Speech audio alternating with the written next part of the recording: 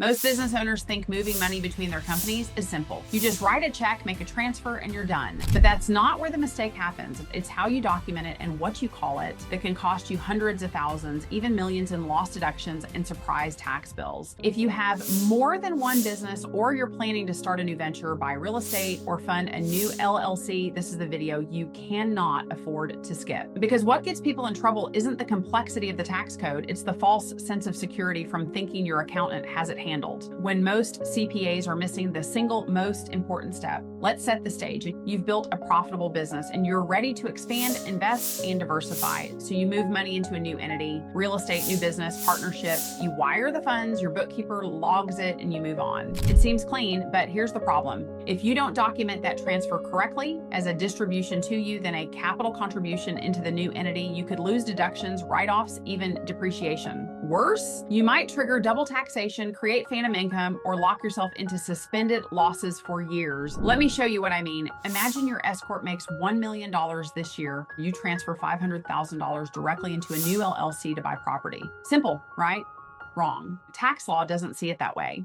If that transfer isn't recorded as a shareholder distribution to you and then a capital contribution, you have zero equity. And without equity, you can't deduct losses. Those losses become suspended, locked, maybe lost forever. Here's where people get burned. They think, I'll just call it a loan, but unless it's a real loan, documents, interest, repayment schedule, the IRS can reclassify it. Now you lose deductions and owe back taxes. Let's simplify this. Most people, they use the concept due to, due from, and that's it. Money moves between accounts, the books balance, but when losses hit, you get nothing. Why? Because basis comes from equity, not loans. Here's a real scenario. $300,000 is transferred and called a loan. The new business loses $200,000. You expect a deduction, but you get zero. You pay tax on full income while being out $300,000 in cash. Now here's what smart owners do. They take a distribution first. Yes, even if it hits their personal account for one day, then they contribute it as equity. Now, losses are deductible. The business fails, you write it off. The business wins, you pull distributions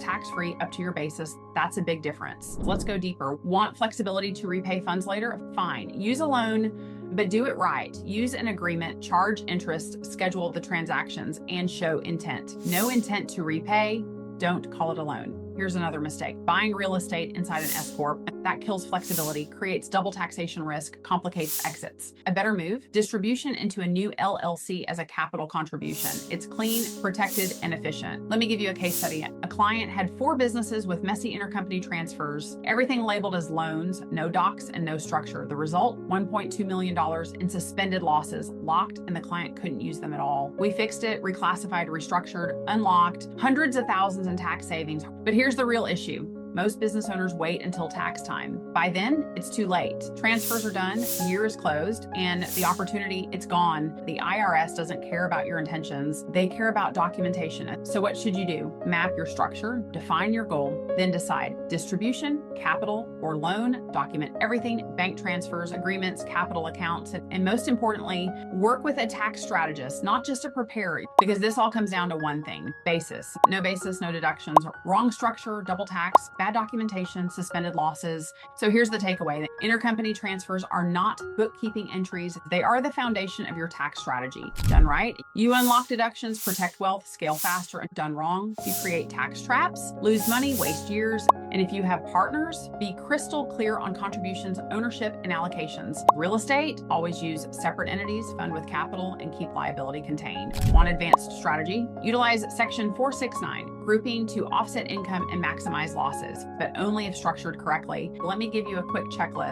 Before you move money, decide, will this be a distribution, capital, or a loan? Then document everything. For a distribution, use a board resolution. Capital, update company agreements. A loan? Use real terms and real structure. Keep records and review annually.